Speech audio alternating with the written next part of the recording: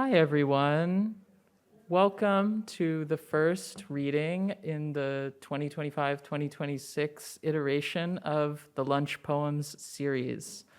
This is a monthly poetry reading on the first Thursday of the month at 12:10 here in Morrison Library. And I'm really happy that you're here to welcome Juliana Spahr. Before we start, I'd like to thank our donors for this series who make it possible to bring these wonderful poets to campus. Dr. Tom Colby, the Morrison Library, the Dean of Arts and Humanities, and the English Department.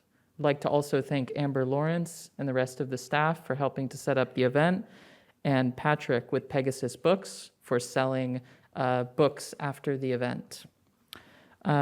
Before we have Professor Jeffrey G. O'Brien, who runs the series, come up to introduce Juliana, I'd like to ask you to silence your cell phones. And I'd also like to make you aware that if you want to receive emails about future Lunch Poems events, there is a sign-up sheet on the desk to your left as you're exiting the library. You can write down your email and I'll make sure that you hear about our future events. Also, as I mentioned, there will be books for sale. I believe that Juliana will be happy to sign your book if you would like. With no further ado, then, I'd like to welcome Jeffrey to introduce Juliana.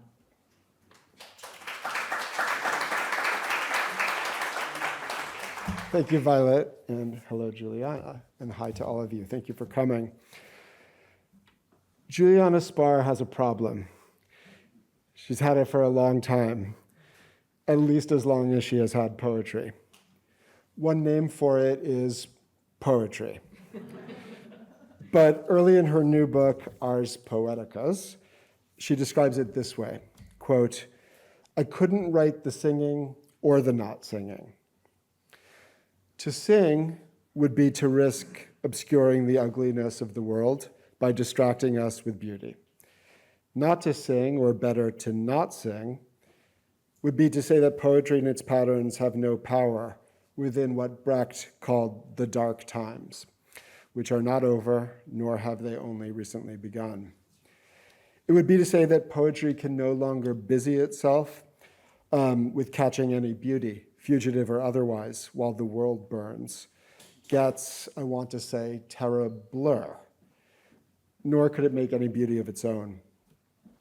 Rather than staying stuck in the impasse of finding both singing and not singing equally unviable, Spahr sings and not sings of exactly that apparent impossibility and of the world that makes it so.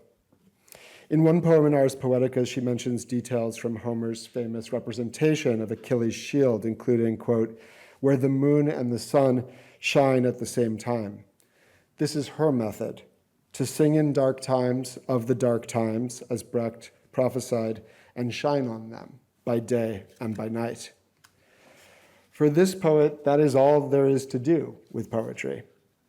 It is not enough, but it doesn't have to be enough. It can just be.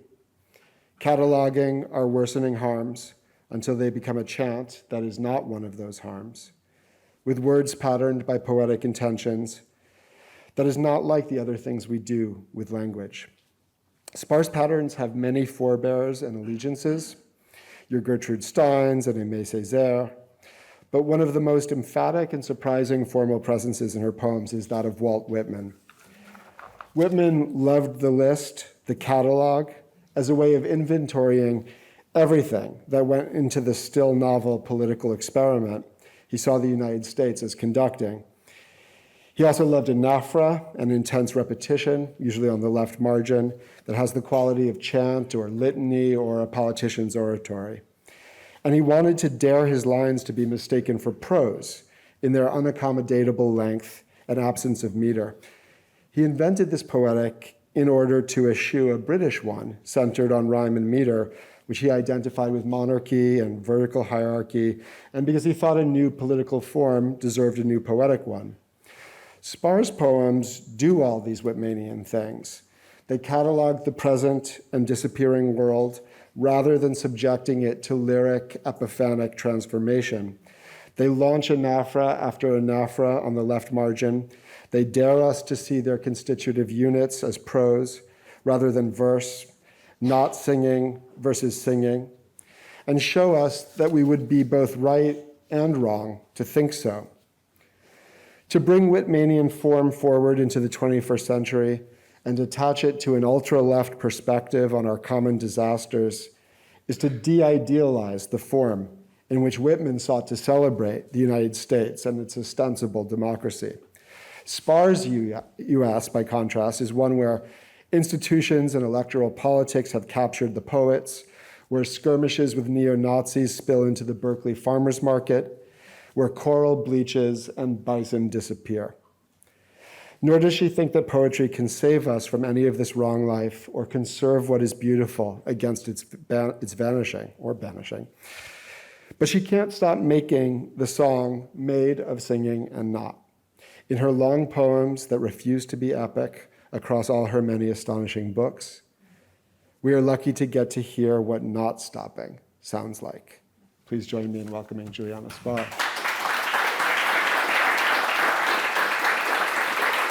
Thank you. That was very nice. Thanks. Thanks for having me. What I love about this series is it feels like it's a real poetry series, and that it's for the public and not just for poets, which is nice. Although I don't know why it's called the lunch poems if they don't give you lunch. I'm going to read from one poem in this book that's in sections, and parts of it are in a series of couplets that are 11 syllables but unmetered long, and parts of it are in prose. And it's mainly about Berkeley, which is why I thought I would read it. And it's about that 2017? It's about the moment when the battle for Berkeley, not the university, but for was happening down at where the alt-right was coming in, and there would be these big kind of skirmishes. I think there were like 3 of them.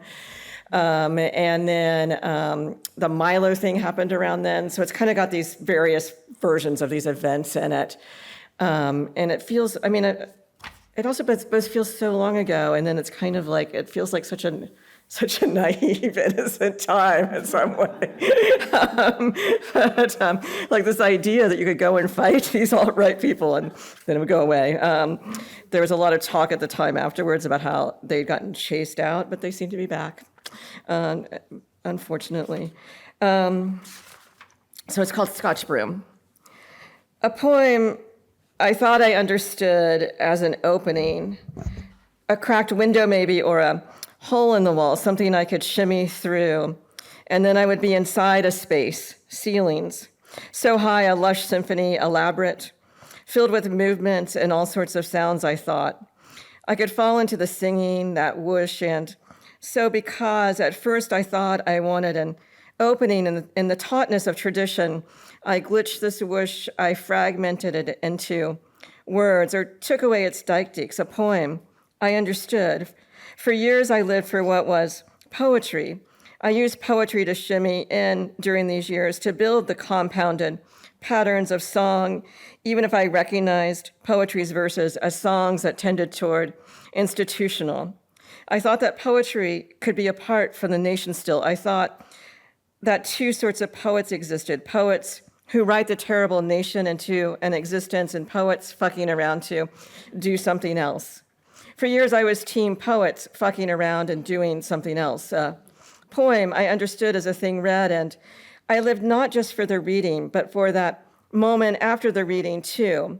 Both the one where I put down the book and realized I had been made something other by the words, and the one where I sat in chairs and listened to the patterns, to the spew of words that often had no discernible pattern, but in which I still found meaning floating, sudden, arriving as the crack of thunder moments later. I love the way the abstraction let me experience my mind clench and hold tight. I lived too for when we had to leave the bar because the poetry reading was over. Often it was Friday or Saturday night, and the bars were full of the couples who were willing to pay for the 2 drink minimums. So we would keep walking, looking in each bar, and each one wrong. Eventually the streets would open up and we would be at the bridge. And there would be a river and we would walk across the open space to it and climb down its sides and sit. We would have bought some beers and a small flask of whiskey from a bodega. We would have carried the cans and the flask in brown bags as a convention, but we did not need this convention. If there was law, the law drove by, didn't stop. Other things were night, maybe, moon, water, rats. Sometimes drugs were involved. We walked through Wall Street at 3 a.m. once, rattling the locked doors of all the buildings. Then they're laughing at their absurd lights and guilt as we knew where it was at, and it was there at the rattling of the doors of guilt money. It was not as if we did not fight. We did. It was not a paradise, barely a thing that could be called community. We accepted too much. We're probably too quick to accept, seeing things reprehensible as a sign of the long tradition. A poem I understood as a way to slip away from the hold of the family, the couple form, the endless policing of thought also. Everything else that was other than a rich, constant, and graceful stretch of openness and possibility, a road, an exit sign, a left turn. A poem I understood as words arranged according to some syllabic convention. Rimbaud's line of 11-count syllables, and yet Césaire's version too. The poem I understood had rules and then more rules, so many that the result was no rules mattered that much finally. A poem I understood as a room that could be pried open by possibility. A room in Vancouver, early days in the 21st century, where Jeff Dirksen said poetry is a form of atypical thinking, and I wrote it in a notebook and then wrote his name beside it. I hold on to this still. Oh, so many poems I understood to be something divine during these years. There was the Rookheiser one with the line about the year the fires would not stop and the world was under war shadow. A poem with oranges and wild cups of silence, the spectacular gift of revolution. That Shelley poem that has hope, that manic maid walk out of the fog, ankle deep in blood, having just slayed all the assholes. The Whitman one addressed not to comrades, but to the love of comrades. It was these moments that kept me with poetry a long time, since I was a teenager searching for meaning, those loves of many years and our bodies changing together. A poem I understood as about together, about how we were together, like it or not. I used a metaphor of breath and of space. I embraced all that was epiphonic, used it to write long poems where each line claimed to be epiphany rather than just the end, as was the lyric convention. I counted the syllables and filled them with lists of flora and fauna and called it an elegy. I joked I had found a sweet spot. I could write a poem that was too broken for the lyric poets and too lyric for everyone else.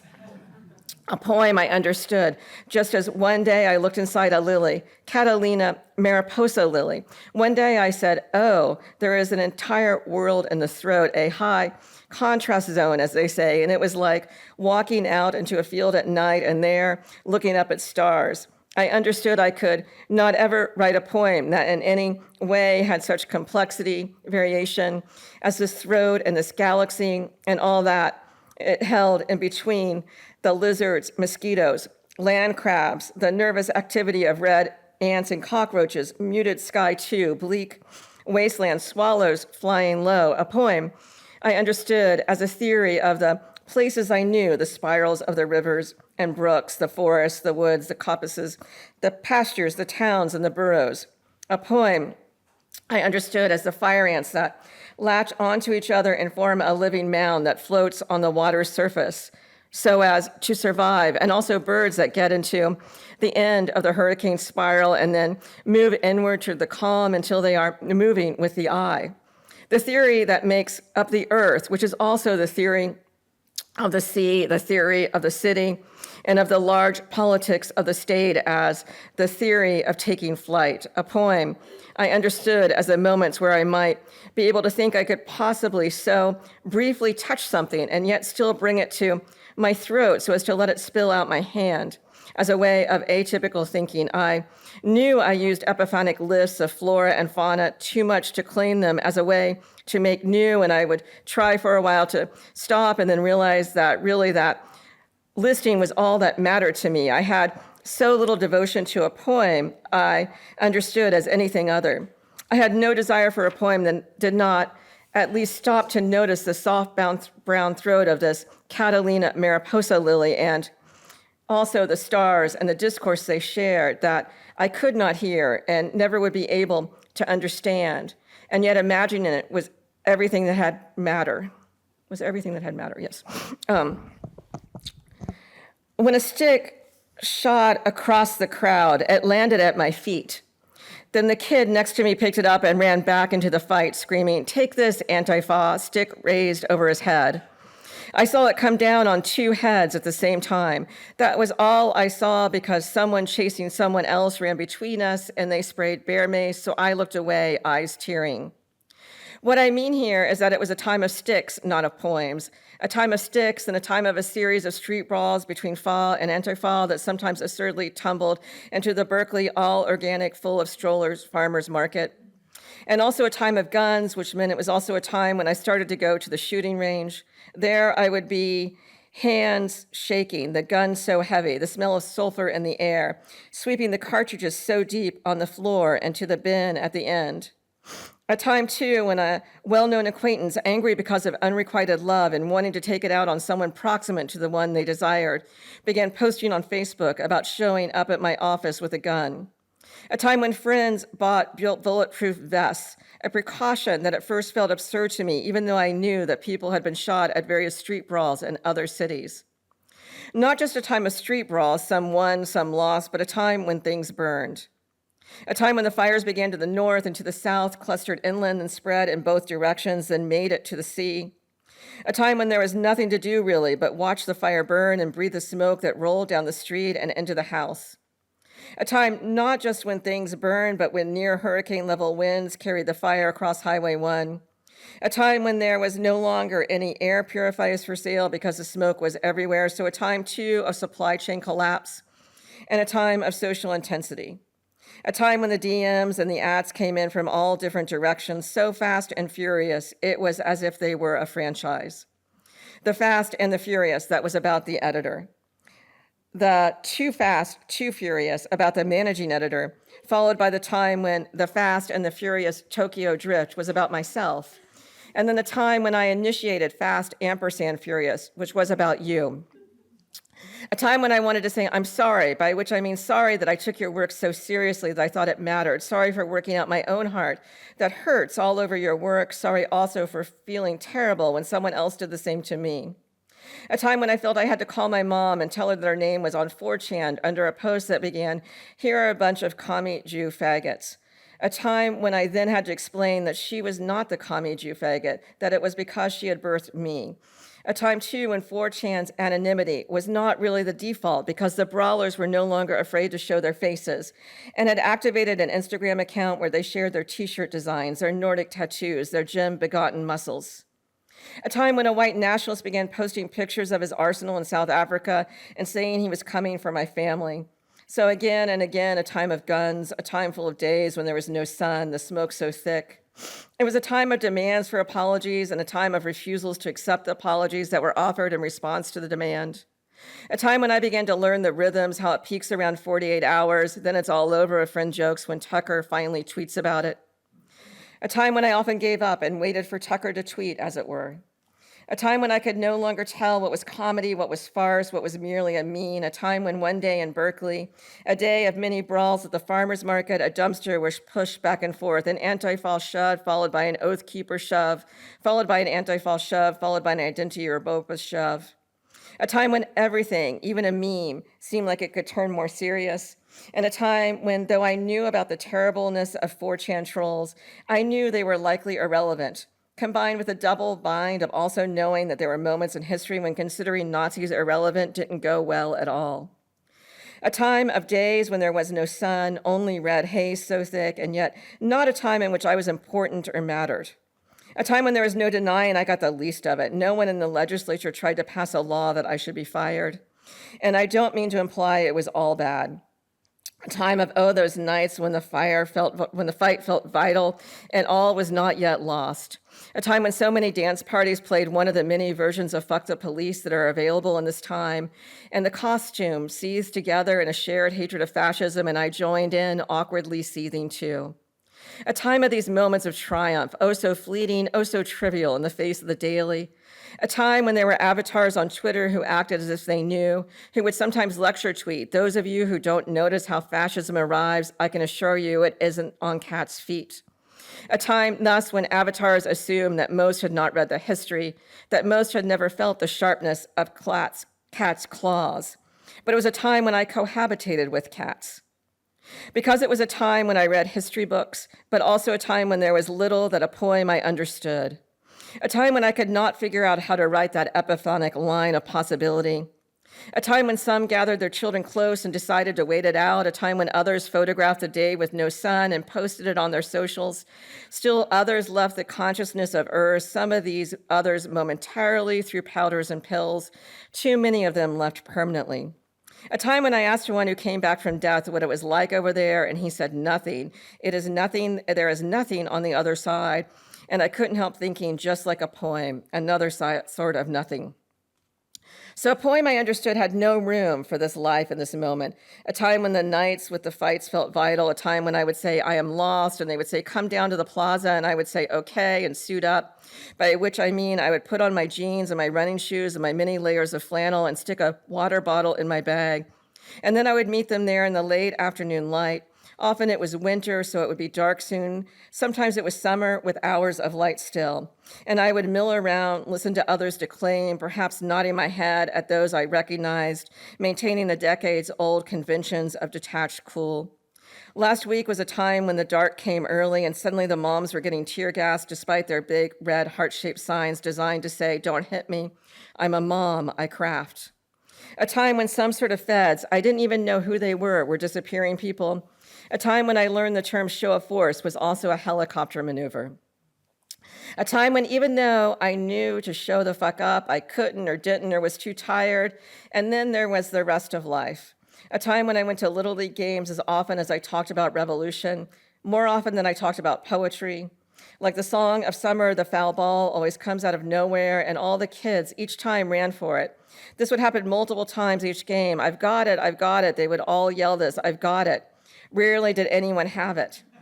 Sometimes I wore my Sappho hat, and at other times I wore the one that says Howl to these games. I refused the one that says Spicer, but that's another story.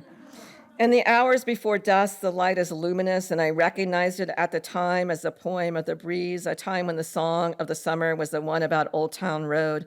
I hated it at first, and then I loved it. I'm concerned about these other things. Or that is what I thought when they said they were worried I no longer understood the poem, the poetry. It was summer, still afternoon. They had half a day of this beauty before us, and we knew it. Unhurried pleasure. We drank a beer that was fresh on the tongue in a new way, light, almost carbonated. In the afternoon sun, the breeze blew softly, the sky was blue. I first protested to them not about poetry, but about the structural condition of poets, the required courting of institutional authority, the lucky with their listings of grants and prizes won, the resentments of those less lucky fighting it for attention on Facebook or Twitter. The trouble that defines this moment, hashtag so many poems and hashtag so few readers and hashtag what readers exist are all poets too, plus hashtag such a long tradition. One thought I had as we talked was love the poem but hate being the poet, hate this frayed cloth called poetry community. I mean, there have always been poets and always poetry writing a terrible sociality into someone's inbox, but there is so much going to the inbox right now. But what I said to them was something more mundane. They write Ringo's to Obama, I said, as if that was something so obviously onerous that I didn't even have to explain it. They laughed, shrugged, as if to say, clearly there are many worse things one can do with one's times, and show up with sticks and fight at the Berkeley all-organic farmers market is one of them. But what they actually said was that it has never not been a terrible nation, and there have always been poets too, always poets willingly writing the terrible nation into existence. There is nothing new to this moment. Still, I thought, this latest round where poets were writing Ringo's to Obama is one reason a poem I no longer understood. They were right. Poetry and me, our relationship was tenuous. They recognized that I couldn't write the singing or the not singing, so I said to them, I'm not concerned that a poem I no longer understand. They were generous to notice, to care, but still afraid relationship to poetry is an almost universal condition.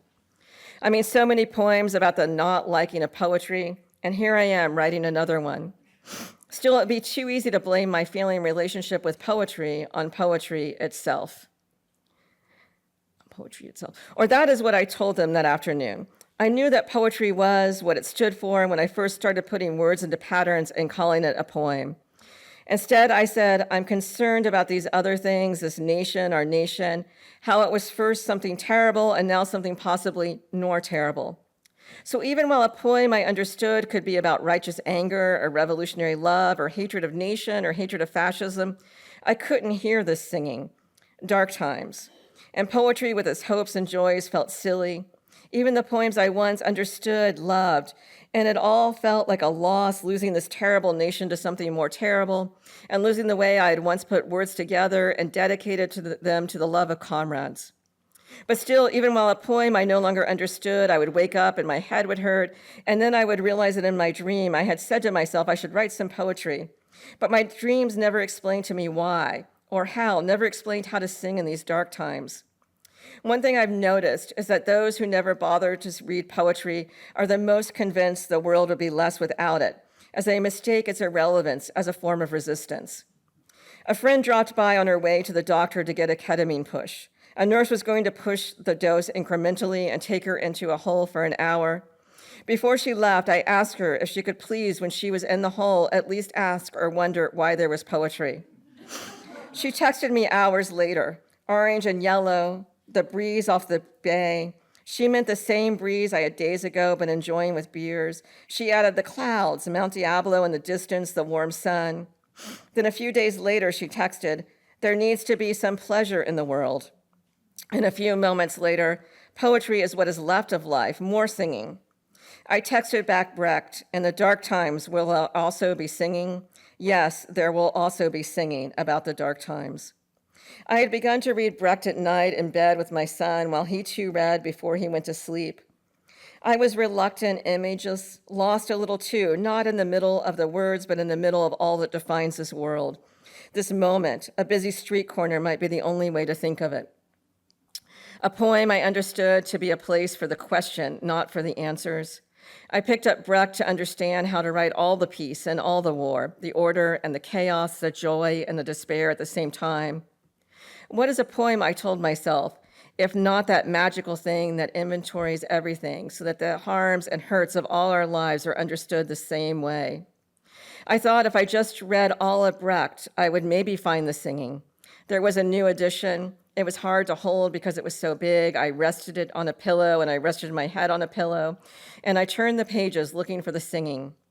I couldn't find the singing. What I found instead were a series of questions Brecht did not answer, turned to Rukeyser, also did not answer. I thought briefly of that shield made for Achilles, the one where the moon and the sun shine at the same time, the one with the two cities, with the sowing and the reaping, the one that ends with the ocean. And then I went back to Twitter and watched a video of the feds that are more or less a militia now, arrest an old man who brought a leaf blower to a protest so as to blow back the endless tear gas. That day, as the breeze blew and the beer we drank was vibrant, bubbly, and we were delighted with it, I said, I love Césaire. I said this to them in that late afternoon light, the sort that throws its patterns on the walls. I love Césaire. I said, not because he had neither, but I said because he had neither Facebook nor Twitter. And then added Shelley, Césaire, Shelley, Rukeyser, I mumbled later as we walked home. Brecht, Fodaba Kiata, Blake. Oh, Rimbaud also. Of course, what I didn't tell them was that in the car driving home the other night, I listened to an old friend read on the other side of the continent. I listened on my phone, which was hooked into the car stereo. The road it twisted and turned, the moon overhead, a sort of red and also a yellow. Poems full of debts to the troubadours filled the car's small space. When they worked, it was a hubris gone right. And who doesn't love a gamble? But that was not what struck me. What I loved about this thing, I knew occasional poem was how it might hold the moment, just the moment, nothing more. Thank you.